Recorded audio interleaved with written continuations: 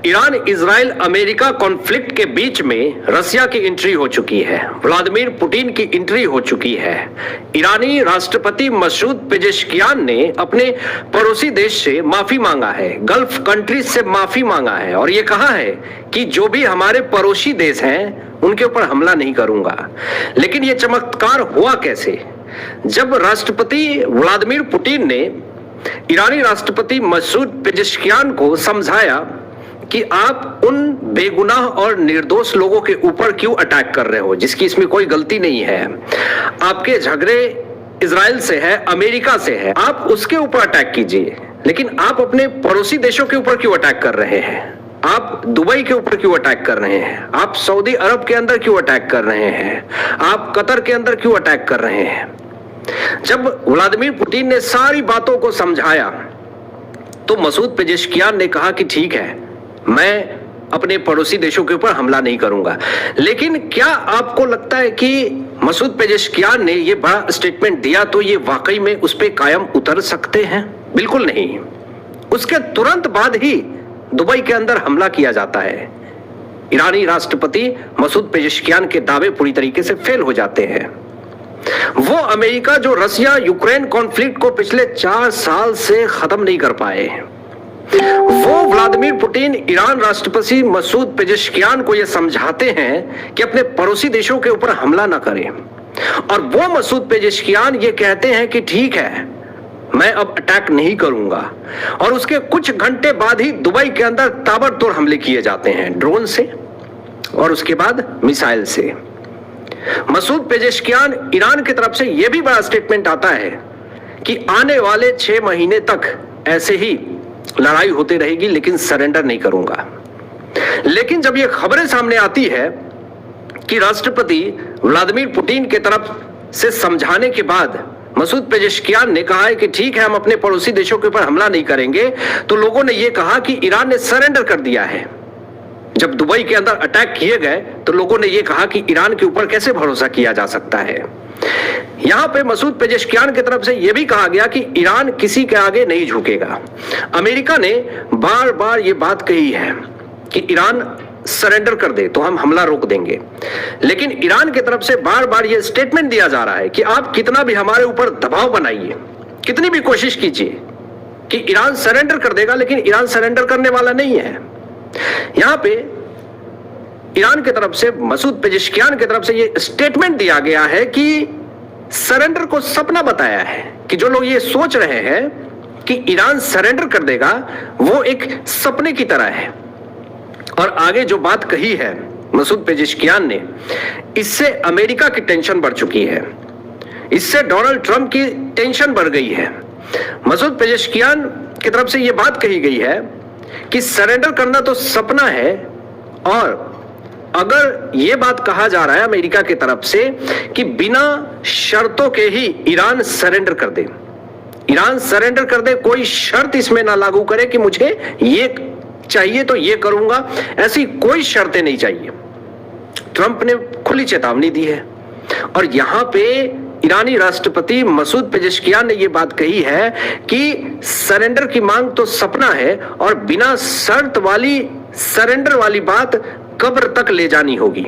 अगर आप चाहते हैं कि मैं बिना शर्तों के सरेंडर कर दूं तो आप ये अपनी सोच कब्र तक लेके जाइएगा, लेकिन मैं सरेंडर नहीं करूंगा। ये ईरान की तरफ से बड़ा दावा किया गया है, लेकिन इससे न्यूक्लियर स्टॉक जब्त करने की बात सामने आ गई है अमेरिका की तरफ से। ऐसे तीखे तीखे वार ईरानी राष्ट्रपति मसूद पेजेश्कियान की तरफ से अगर दिए जा रहे हैं तो फिर ईरानी सरकार के ऊपर एक बहुत बड़ा अटैक हो सकता है, और आज रात ईरान के अंदर एक बहुत बड़ी तबाही आने वाली है। इसकी चेतावनी अमेरिका ने, ट्रंप ने दे रखी है। यहां पे अमेरिका और इजराइल को ईरानी राष्ट्रपति मसूद पेजेश्कियान की तरफ से सीधी चेतावनी और धमकी दी जा रही है, और इस धमकी से और ज्यादा टेंशन बढ़ रही है ईरान के अंदर। जनता जो है खौफ में है। जिस तरीके से ईरान सरकार, वहां के राष्ट्रपति पीछे हटने को तैयार नहीं है, इससे आप साफ तौर पे समझ लें कि इजराइल और अमेरिका ने ये ओपनली चैलेंज दे दिया है कि जब तक ईरान सरेंडर नहीं करेगा, हमारे पास अनलिमिटेड हथियार है, इतने हथियार है कि मैं ईरान के अंदर इतने अटैक करूंगा जिसको रोक नहीं पाएगा कोई। यहां पे पड़ोसी देशों से दुश्मनी का इरादा नहीं है, ईरान की तरफ से स्टेटमेंट आता है और यह भी बात कही गई है कि बिना शर्त सरेंडर तो नहीं करूंगा। अब ट्रंप के बयान का कड़ा जवाब दिया है मसूद पेजेश्कियान ने। ट्रंप ने यह कहा था कि तुम चुपचाप सरेंडर कर लो और तुम्हारी जिंदगी बख्श दूंगा, लेकिन ईरान सरेंडर करने को तैयार नहीं है। अब एक बड़ी खबर सामने यह आती है कि चारों तरफ ये शोर मचने लगता है कि ईरान ने सरेंडर कर दिया। ईरान ने कहा है कि अपने पड़ोसी देशों के ऊपर हमला नहीं करूंगा, जो खाड़ी देश है उनके ऊपर हमला नहीं करूंगा। फिर उसके बाद कतर, सऊदी अरब, इन तमाम जगहों पे जो अमेरिकी एयर बेस है उसके ऊपर अटैक नहीं करूंगा। यह बात कहने के तुरंत बाद ही अमेरिका के एयर बेस के ऊपर हमला किया जाता है।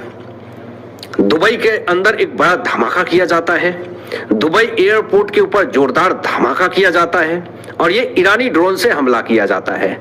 आसमान में धुएं का गुब्बार दिखता है।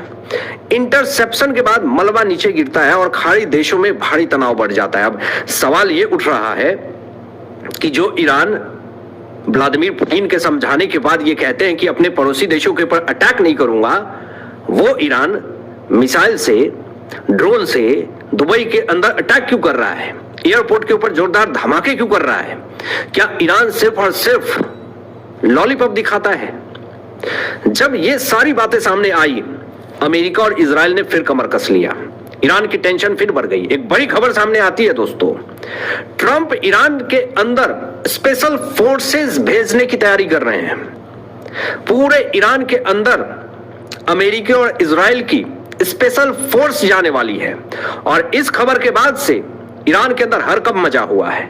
जो धमकी, जो चेतावनी ईरानी राष्ट्रपति मसूद पेजेश्कियान दे रहे हैं, इस धमकी के बाद से पूरे ईरान के अंदर खौफ और डर का माहौल पैदा हो चुका है। स्पेशल फोर्स का मतलब आप समझ ले कि यह संख्या हजारों में नहीं, लाखों में हो सकती है। आने वाले समय में ईरान के अंदर भारी तबाही हो सकती है और रिजिम चेंज करने की जहां तक बात है, जो भी ईरान के अंदर सुप्रीम लीडर बनाने की बात हो रहा है, उसको इजराइल कह रहा है मानूंगा नहीं। अमेरिका कह रहा है कि मैं उसको सुप्रीम लीडर नहीं मानता हूं। इजराइल ने क्लियर कर दिया कि ईरान के अंदर सुप्रीम लीडर सिर्फ और सिर्फ जनता चुनेगी, वहां की सरकार नहीं चुनेगी। और खामेनेई के 4 बेटे बचे हुए, ऐसी भी खबरें आ रही हैं। तो इसमें से तो कोई सुप्रीम लीडर नहीं बन सकता है। जब इजराइल ने साफ तौर पर यह कहा कि ईरान के अंदर जो अटैक हुआ है, हमारा मेन मकसद था सत्ता परिवर्तन करना, रिजिम चेंज करना, वो सारी चीजें हो रही हैं। अब एक बड़ी खबर सामने ये आती है कि अमेरिका की तरफ से, ट्रंप की तरफ से न्यूक्लियर स्टॉक जब्त करने की तैयारी शुरू हो चुकी है। इसके बाद से ईरान के अंदर कोहराम मचा हुआ है। एक और बड़े आरोप लगे थे ट्रंप के ऊपर कि आपने ईरान के अंदर अटैक किया अमेरिका ने, उसमें 160 से ज्यादा मासूम बच्चियों की मौत हो गई। ये सारे आरोप डोनाल्ड ट्रंप के ऊपर लगे। गिरफ्तारी वारंट जारी करने की भी मांग उठी। जब ये खबर के बारे में, जब ये घटने के बारे में जब ट्रंप से पूछा जाता है कि आपने उन 160 मासूम बच्चों की जिंदगी क्यों खत्म की, उसकी क्या गलती थी, तो डोनाल्ड ट्रंप ने पल्ला झाड़ लिया। यह कहा कि अमेरिका की तरफ से इतनी बड़ी गलती हो ही नहीं सकती है। हमने एक भी सिविलियंस को नहीं मारा है, हमने सिर्फ और सिर्फ टॉप कमांडर्स को मारा है, हमने न्यूक्लियर ठिकानों के परखच्चे उड़ाए हैं, हमने जितने इनके मिसाइल्स हैं, ड्रोन्स हैं, जहां पे अवैध तरीके से बनाई गई सारी देश विरोधी ताकतें हैं, उनको खत्म करने की कोशिश करी है। 160 बच्चों की जिंदगी को खत्म करने की बात जो अमेरिका के ऊपर आरोप लगाए जा रहे हैं, वो पूरी तरीके से गलत है। इस पे ईरान की साजिश है। ईरान ने ही उन 160 से ज्यादा बच्चियों की जिंदगी को खत्म किया है ताकि इजराइल और अमेरिका को बदनाम कर सके। ट्रंप ने यह स्टेटमेंट दे दिया। उसके बाद से ईरान के अंदर और कोहराम मचा हुआ है। एक बड़ी खबर सामने यह भी आती है कि इजराइल का लेबनान होटल के ऊपर एक बड़ा अटैक किया जाता है। लेबनान के अंदर एक बड़ी तबाही मची हुई है। अब इस पूरे खबर पे मेरा जो एनालिसिस है वो ये है कि ईरान के तरफ से जो अटैक किए गए पड़ोसी देशों के ऊपर, खाड़ी देशों के ऊपर, गल्फ कंट्रीज में, इससे पड़ोसी देशों का भरोसा टूटा है ईरान पर से।